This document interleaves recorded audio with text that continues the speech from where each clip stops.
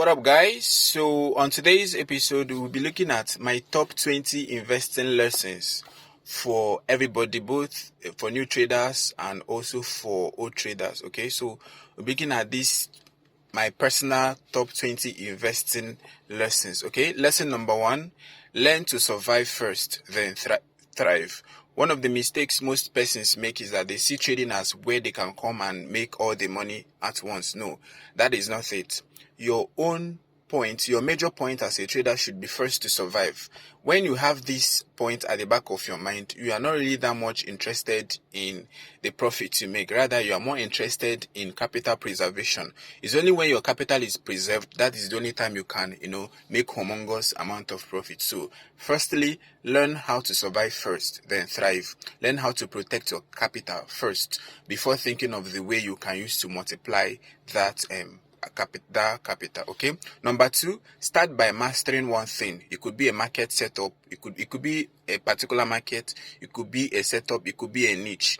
One of the things I see many persons do is that you see somebody is trading many fields. I'm not saying that is wrong, but I'm saying that your idea of learning should be in the form of a letter T. Okay, you're deeply rooted in one thing, but then you have an idea of how other markets work. So learn to be this person that have an idea of everything about that particular thing, everything about that particular market. Understand it perfectly before thinking of maybe trying your hands in other fields. So start by mastering one thing. It could be a market setup, it could be a niche. Be so good at one thing so that to the point that whenever your name is mentioned, whenever people talk about your name, the only thing that comes to the person's mind is that very field you are very good at. So learn to start by mastering one thing first, then before you talk of diversification. Okay. Point number 3: compounding is better than fast gains. Okay, it's easier for you to make more money by compounding than for you to make humongous amount of money with just that very capital you have. It's faster for you to make $10,000 with $50 by compounding it, okay, than for you to make $10,000 with just that your $50 without compounding. You can imagine you're trading with just a capital of $50, and then you're looking for a coin that could automatically turn that your $50 to $10,000. That is actually very risky. That's one of the things that make people they get to use over leverage. They get to use very high leverage for their trade. That's very bad. Okay, so learn to compound. Compounding is more profitable than looking for fast gains from just a single trade. Okay, point number 4: scared money loses always. Confident money is how you last. Okay, scared money loses. I've never seen a situation whereby scared money, okay, is what's made somebody to become very profitable. Learn how to go in balls deep. Learn how to go big. Okay, learn how to go big. If you're always very skeptical about the market, there is no how you're going to make the money. There's no how you're going to make the money. So learn how to go deep when you are very sure that the market has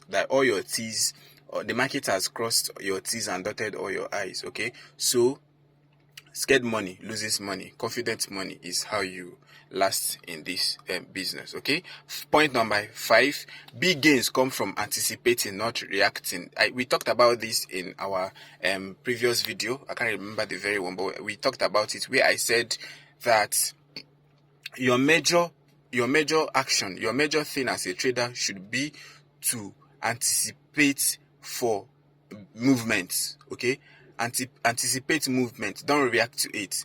It's when you've already known what you're doing, that is the only time you can anticipate movement. You can anticipate the market to make some moves. So some persons, you see them whenever a volatility comes into the market, maybe market starts moving erratically. That's the only time they tend to pursue it. But then the profitable traders are those who are always anticipating. They know that something is going to happen. So that being the case, they are well attuned.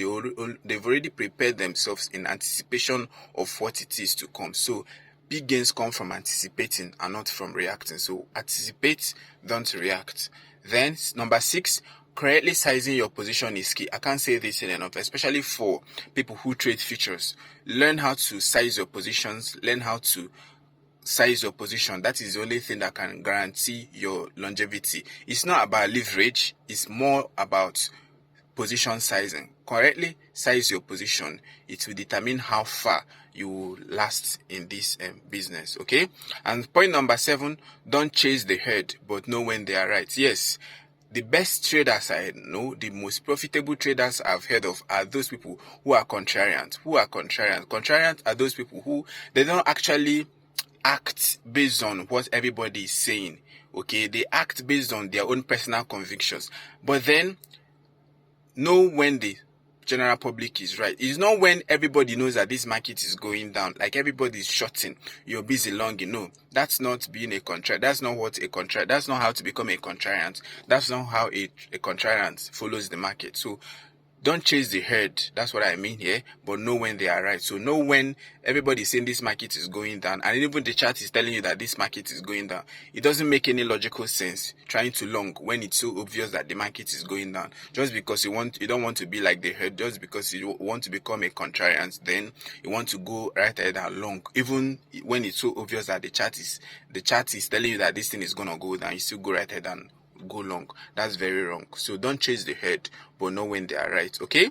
Point number 8, trade less, profit more. Trade less, profit more. The most money you make in trading is not by frequency.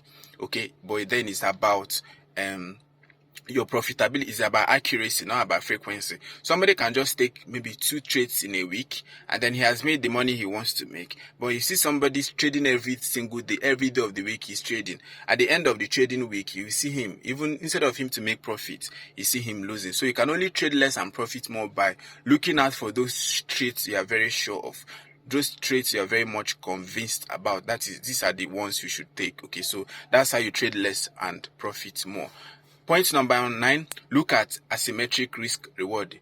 These points number 9 and points number 8, they all work hand in hand. Okay, so only take those trades that you know that you are very certain of. You know that to an extent that this one is going to end up being profitable for you. Okay, look at asymmetric risk and reward. Those ones that you are very, very certain of their move. Maybe not 100% certain, because you can never be 100% certain of any market move. Maybe to an extent, you are convinced that this thing is going to happen. Okay, so these are the traits you should be more concerned taking. And point number 10, remove your ego. There is a book, I've forgotten the author. The name of the book is Ego is the Enemy. Remove your ego. If your ego keeps coming in the way, to an extent, it's going to affect your performance. It's going to affect your performance to a reasonable extent. So remove your ego. If you lose, yeah, it's okay. It's okay. Losing is part of the game. Or you made money, don't allow it to get into your head. Don't allow any loss to get into your head, or don't allow any profit to get into your head to the extent that you start feeling that you're a demigod, that you've mastered this market. No, remove your ego. For whatever trade you're taking, for whatever financial decision you're trying to take, make sure that your ego is totally out of the way. So remove your ego from it, okay? And point number 11, when building size, get comfortable being uncomfortable. Yes, the truth, the point this one is trying to make is that, as you keep on growing, at a time you were trading with $50. At a time you are trading with $50 and it doesn't, you're okay with it. Then as you keep trading it, you keep compounding, keep making your profit. And a time will come when that your $50 becomes $10,000. Yeah, it's very much possible. And whenever that happens, you should get comfortable being uncomfortable. Always footnote the statement that there is a possibility of you losing everything. That is very much possible for you to lose this $10,000 you have gained. That. So that's why I said whenever you're building size, whenever you're building your capital, whenever your capital is growing, get comfortable being uncomfortable. Keep having at the back of your mind that it's possible for you to lose all this money you've made in the market. When you have that discomfort in your mind, it will prep you. It will make you to be in a better way. It will give you the right mindset for you to prepare yourself and know the kind of risk you are taking with the money, knowing that you can lose everything once. Okay. And then number 12, top-down analysis can remove guessing. What do I mean by top-down analysis? Like you start from maybe start from maybe 1 minute time frame, 5 minutes time frame, 15 minutes, 1 hour, 4 hour, daily, weekly. So top down analysis, when you take your time to analyze these charts, when you take your time to analyze the trade from the lower time frame to the higher time frame, it will remove second guess, can remove any bias, it will remove any idea of second guessing. And also, when you have this penchant for comparing your own chart with other people, maybe for you to not, it's not really comparing, but then you're opening yourself up to learning from other persons, it will kind of remove any issue that has to do with second guessing your trading decision. And by then, point number 13, don't let short-term fluctuations affect your decision. Yes, let's take Bitcoin. For instance, Bitcoin has actually it has never been a unidirectional financial instrument. It has never moved once. It has never moved in a particular direction. It keeps changing. Sometimes it goes up, sometimes it comes down. Okay, so but then you that is taking this trade, you that is already in this trade, you know what your plan is, you know what you're looking at, you know what your target is. So don't let this long term, all these fluctuations to make you lose sight of your long term target. Okay, let me use this very coin for instance, FTM. Yeah, people know that at the beginning of this year, I said that I am going balls. I'm using FTM as my as my investment tool for any money I won't be needing anytime soon. I will just throw it into FTM. FTM has actually been doing a lot of things, dumping, but I'm not moved. It hasn't stopped me from buying. Every week I still buy. I keep buying. Why I'm buying is because I'm not pretty much interested in these fluctuations and all that. I already have a time frame for it. I already have my projection. So until that time comes, that's the only time I can now say, okay, maybe this thing didn't end up profitable for me, or it didn't end up, or it ended up profitable for me. So I'm not really perturbed. I'm not in any way worried about the normal micro fluctuations. My eyes is on the long-term goal. So don't let short-term fluctuations affect your long-term decision. And point number 14, have non-market related income sources. One of the things that make many traders to burn out is when they are depending on this cryptocurrency, as when they are depending on the money that they make from their trading to take care of their needs and all that. No, that's in as much as I can't say that it's totally wrong, but then do you think it's very much possible? How much capital base do you have that can make you be very comfortable trading and taking care of your family needs and every other thing, okay, that will come? How much capital do you have? So that's why it's always good for you to have non-market related income sources. You could have other side businesses that has nothing to do with the market. Maybe you have a vehicle, maybe that is on the road for you, that you're already sure that every week something is coming in, or there is an offline anything like that. So have non-market related income sources. When this thing is in place, it will make you not to be so much worried about the market fluctuations and all that. Okay, so point number 15, health comes first. Yes, it's very much possible for you to see traders falling ill, and then because they've refused to take care of their health every time they're on the chart. I used to have eye issue. I used to have eye problem, and what caused that was because I was constantly staring at my laptop screen. I was constantly looking at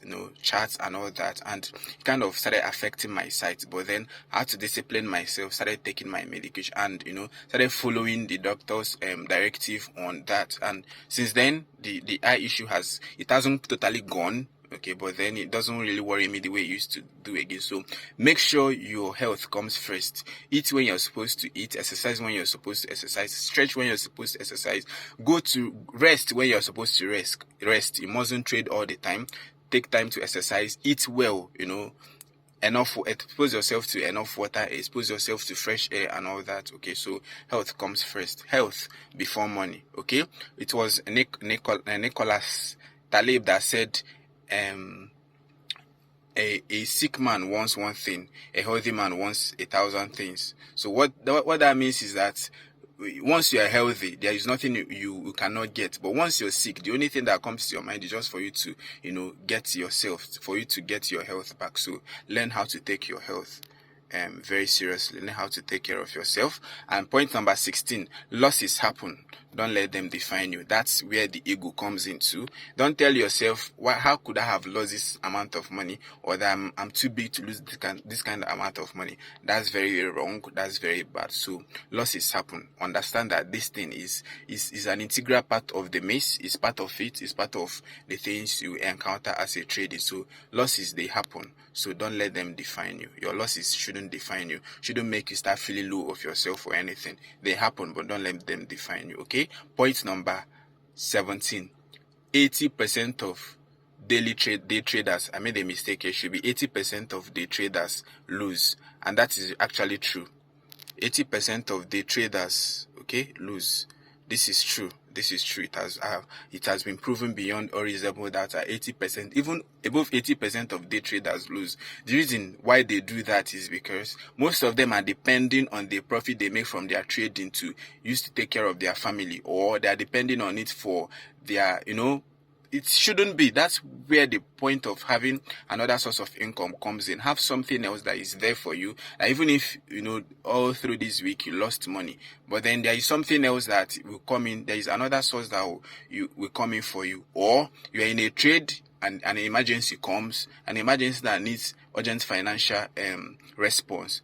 And a trade, you're already losing on that trade, and then this emergency is there on your neck. What many people do is that they will just go ahead and sell at loss so that they can use the money to take care of their needs. This is one of the reasons why they say that it's actually above 80% of day traders lose money. So that's why you need to be very, very careful. Be very, very careful. Okay? And 18th point is, don't blindly follow trade alerts or signals. Yes. The truth of the matter is that whatever happens, they are gurus. There are gurus in this market. There are people who call themselves guru. There are people many persons look up to. It doesn't mean they are the best or they are the absolute best or anything. But then many persons have this way of, having a cult following of somebody. They feel that this person knows better than them, or this person is this. No. Whenever people, it's possible. They might know. They might really be well detailed about that market. They might know pretty much about, but then learn how to always ask yourself, okay, what made this person say this? Why am I buying? Why should this person say I'm buying? When you develop this attitude of asking your self-question, second guessing any trading decision somebody is trying to push to you, okay, it will help you not to, take irrational decisions. You have to question everything. Somebody drops the chart, you yourself go right ahead and look at that chart. Why is this person telling me to buy? Why is this person telling me to short? And when this thing happens, you see yourself running away from most of these pump and dump people. Most of these people who pump and dump coins on innocent people. Okay, so don't blindly follow trade alerts or signals. Always do your own due diligence. Okay, and then 19th, show up every day. The truth of the matter is that being good at trading is not something you can delegate. No, it's something you need to be there. If you really want to get good at it, you need to be there. You need to be present. You need to ask. Despite how long I've been in this, there is no single day that I don't look at chart. No matter how busy my day gets, if I don't have access to my trading room or my trading platform, I could use my phone, maybe Tap Trader or TradingView, but I always look at charts. Show up every day. That's how you get to develop this skill. Show up every day. Be there. Be present every day. Show up every day. And then 20, and the last point, flat is a position too. Being flat. By being flat, I mean you're not buying, you're not selling, you're just leaving your money in fiat. It's still a position too. When some things are not too clear to you, or when you're not convinced about the market move, it's still okay if you decide not to buy or sell or do anything. You could just stay flat. It's still a very position too. Okay, not doing anything is also a trading activity. Not trading is also part of trading. Okay, guys, so that's just the little thing I want to share with you guys on today's episode. And don't bother. How do I put it now? Don't mind me. I'm not in town. I'm now home. I traveled out of my city. I traveled out of my base, and I was stuck in traffic, so I had to find somewhere to park so that I could do this video, because I know if I don't do it, maybe when I get home I'll be so tired that I might not have the strength to do. So I decided to park somewhere and do this video.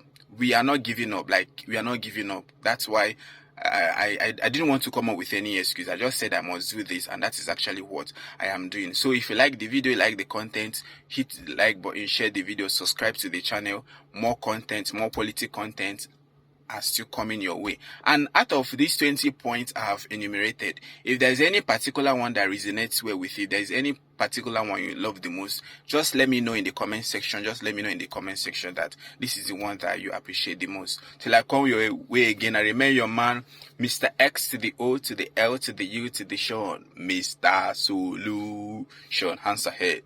Salute.